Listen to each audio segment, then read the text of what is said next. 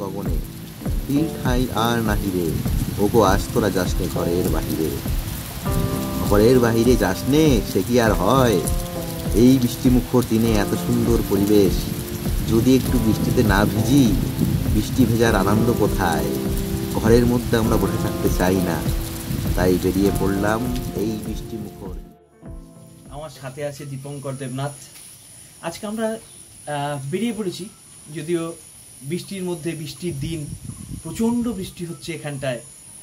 আর সাথে দীপঙ্করও বললো চল একটু ঘুরেই আসি বৃষ্টির মধ্যে। তো আমরা ঢালকোলের ভেতর দিকে চলে এসেছি একটুখানি। এই জায়গাটা ঢালকোলের মধ্যেই পড়ে, হয়তো পূর্ব বা পশ্চিম সেটা হতে পারে। তবে আমরা এখন যে জায়গায় দাঁড়িয়ে আছি তার ঠিক পেছনেই একটা ছোট্ট নদী, গ্রামের ছোট্ট নদী বলতে পারেন, কিন্তু সেটা এখন প্রায় ভরে এসছে। আমার বন্ধু একটু পরেই দেখাবে আপনাকে সেই নদীটির অবস্থা কি।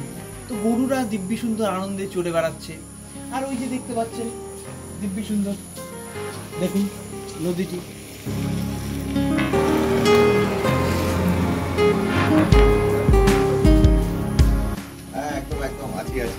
ঠিকঠাক জিনিস, আমরা যখনই দাঁড়াচ্ছি বৃষ্টিও থেমে যাচ্ছে, আর আমরা যখনই বেরোনোর চেষ্টা করছি বৃষ্টিতে তুমুল হারে আসছে। একটা ধনেশ পাখি পাওয়া গেল, এটা অবাক।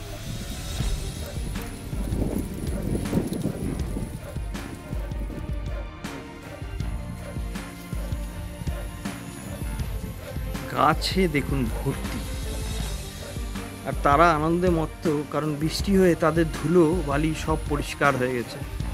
অ্যাকচুয়ালি প্রকৃতি তাদের নিজস্ব মতোভাবেই চলে,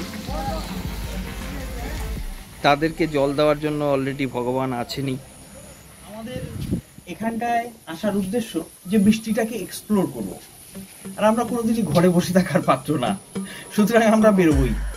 সেটা হতে পারে হয়তো একটু দূরে গেলাম, বা আজকে হয়তো একটু কাছাকাছির মধ্যে ঘোরাঘুরি করছি। তো আমি আর বন্ধু মিলে চলে এসেছি। আবার ঠিক ওই দিকটাতে একটু আগেও আমরা দেখছিলাম যে মেঘ যদিও পুরোপুরি ঘেরা এখন, কিন্তু ওই জায়গাটায় আমাদের এত সুন্দর একটা পাহাড়ের সাইড সিন দেখতে পাই আমরা, যে মাঝে মধ্যেই আমরা এখানে আসি।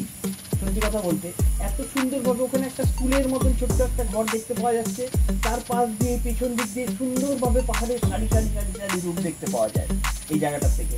সুতরাং এই জায়গাটার ভিউটা একটা আলাদা। আজকে আপনারা এখন মেঘের চারদিকে দেখুন, মেঘ উড়ে চলেছে ওই জায়গাটায়। মানে আমরা এখন একটু উড়ে আসলে দেখতেই পাবেন ওখানটায় মেঘগুলো যেন উড়ে চলে যাচ্ছে পুরো লাইন দিয়ে। দেখুন ওখানটায় পুরো মেঘগুলো লাইন দিয়ে উড়ে চলেছে। এটা হচ্ছে একদম বর্ষাকালের সিন, যেখানটায় আমাদের ধান খেতে জল জমে যায়, অনেক সময় ক্ষতি হয়। আবার বৃষ্টি না হলেও তখন অনাবৃষ্টি বলি আমরা, যেখানটায় ধানের জন্য ক্ষতি হয়। মানে দুটোই ক্ষতি, বেশি বৃষ্টি হলেও ক্ষতি, আবার বৃষ্টি না হলেও ক্ষতি।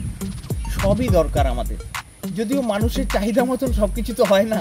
আমরা ভাবি যে হ্যাঁ আমরা অফিস ফেরত বাড়িতে গিয়ে বসবো, তারপরে বৃষ্টিটা হবে। আবার অনেকে বলে না না, ধান চাষি যারা আছেন তারা বলেন না, দিনের বেলা বৃষ্টিটা দরকার, চারা রোপণ না হলে হবে কী করে। এই সব জিনিস সত্যি কথা বলতে প্রকৃতির কিছু জিনিস আমাদের সুবিধা মতন হয়, কিছু জিনিস আমাদের মতন হয় না। তার মধ্যে দিয়েই আমাদের জীবনযাত্রা। এই জীবনযাত্রায় আমরা চলতে অভ্যস্ত হয়ে গেছি। আপনারাও দিব্যি সুন্দরভাবে এই বর্ষাকালটিকে সময় কাটান, কেউ বাড়িতে বসে, কেউ বা কোথাও ঘুরতে যাচ্ছেন। আসুন উত্তরবঙ্গের বৈচিত্র্যে ভরা জায়গা এই আলিপুরদুয়ার। আসুন এখানে ডুয়ার্সের নামটা আপনাদের কাছে সবাই পরিচিত। আসুন এই ডুয়ার্সে, এর বিউটি আপনারা না দেখলে হয়তো জীবনে একটা কোনো জিনিস মিস করে যাবেন। আজকের মতন এটুকুই রাখছি, আবার দেখা হবে।